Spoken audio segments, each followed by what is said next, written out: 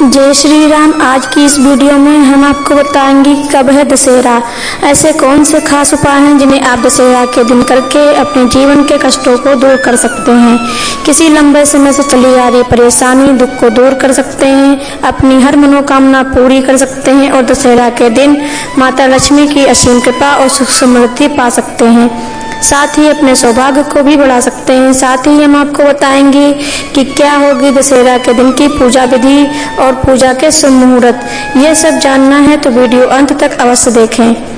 शारदीय नवरात्रि खत्म होते ही 10वें दिन विजयदशमी यानी दशहरा का पर्व मनाया जाता है। बुराई पर अच्छाई की जीत के इस त्योहार को पूरे देश में बड़ी ही धूमधाम से मनाया जाता है। यह पर्व अश्विन मास के शुक्ल पक्ष की दशमी को आता है। इस दिन प्रभु श्री राम ने लंकापति रावण का वध किया था। इसके अलावा इसी दिन माँ दुर्गा ने महिषासुर नाम के असुर का वध भी किया था, इसलिए इस दिन को विजयदशमी के नाम से भी जाना जाता है। हर साल इस दिन रावण का पुतला बनाकर फूंका भी जाता है। इस बार अश्विन मास की दशमी तिथि की शुरुआत 12 अक्टूबर सुबह 10:58 से होगी और दशमी तिथि का समापन 13 अक्टूबर सुबह 9:08 पर होगा।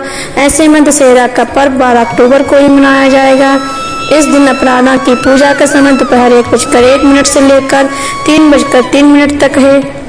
विजयदशमी पूजा का शुभ मुहूर्त दोपहर 2:02 से दोपहर 2:48 तक रहेगा। इस शुभ मुहूर्त की कुल अवधि लगभग 46 मिनट तक रहेगी। आपको इसी शुभ मुहूर्त में दशहरा की पूजा करनी है। आइए अब जानते हैं दशहरा के दिन की पूरी पूजा विधि। दशहरा की पूजा के लिए आपको गाय का गोबर, दीपक, धूप, अगरबत्ती, जनेऊ, रोली, मौली, चावल, कुमकुम और चंदन आदि सामग्री की आवश्यकता होती है। अभिजित मुहूर्त में ही विजयदशमी की पूजा अर्चना करना शुभ माना जाता है। हमेशा ईशान कोण में दशहरा पूजन करें। पूजा स्थान को पहले गंगा जल से पवित्र करें। इसके बाद कमल की पंखुड़ियों से अष्टदल बनाएं। इसके बाद देवी अपराजिता, भगवान श्री राम और माता सीता से सुख समृद्धि की मनोकामना करें। अब अष्टदल के बीच में अपराजिताय नमः इस मंत्र का जाप करें और माँ दुर्गा के साथ भगवान श्री राम की पूजा करें। अब रोली, अक्षत, फूल आदि की पूजा सामग्री माँ दुर्गा और भगवान श्री राम को चढ़ाएं। आप भगवान श्री राम और माता रानी के साथ इस दिन हनुमान जी की भी पूजा कर सकते हैं। ऐसा करना अत्यंत शुभ होगा। अब श्री राम और माता दुर्गा की आरती करें और जयकारे भी लगाएं। अगर आप इस दिन बही खाते या शस्त्रों की पूजा कर रही हैं तो पूजा स्थल पर इन चीजों को भी रख दें और इन पर भी रोली व अक्षत लगाएं। अब भगवान को भोग अर्पित करें।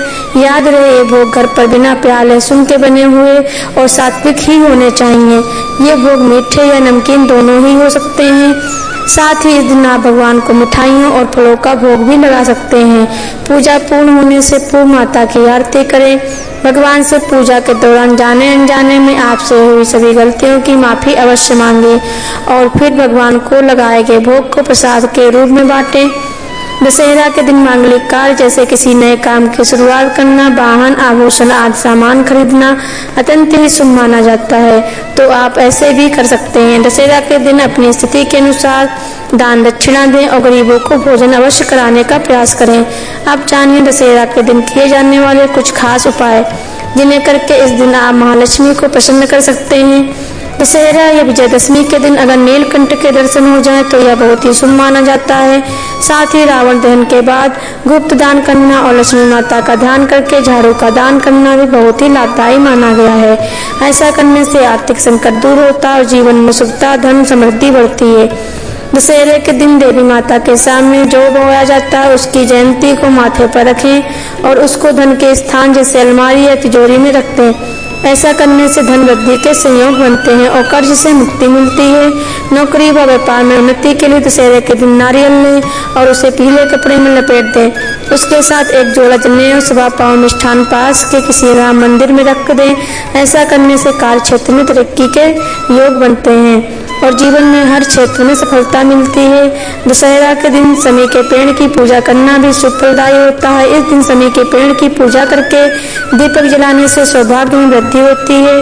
अगर आप किसी बीमारी से परेशान या संकट खत्म नहीं हो रहे तो एक साबुत पानीदार नारियल लें और उसको अपने ऊपर से 21 बार उतार लें। फिर उस नारियल को जहाँ रावण दहन हो रहा है उसकी आग में डाल दें। नारियल को आप घर के सभी सदस्यों के ऊपर से भी उतार सकते हैं। ऐसा करने से परिवार पर जो भी संकट आता है वह दूर हो जाएगा और बीमारियों से मुक्ति मिलेगी।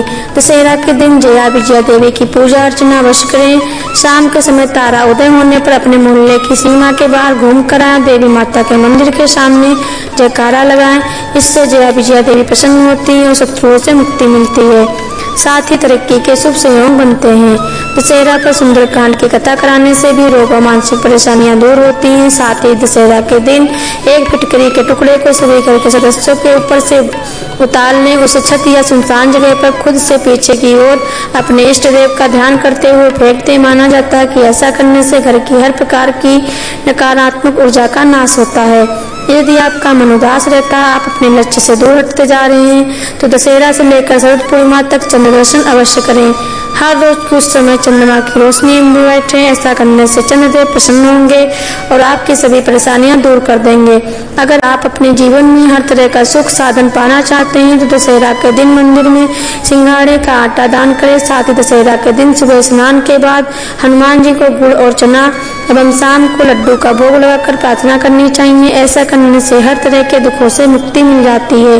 मान्यताओं के अनुसार रावण दहन के बाद उसकी राख लाना बेहद शुभ होता है। इस राख को अपने घर की तिजोरी में रखना चाहिए, इससे बरकत बढ़ती है।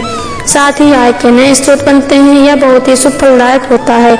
इससे सोया हुआ भाग्य जाग जाता है। व्यक्ति को साल भर तक कोई कष्ट और रोग नहीं होते। ऐसी और जरूरी जानकारियों और कथाओं के लिए हमारे चैनल को सब्सक्राइब जरूर करें। धन्यवाद।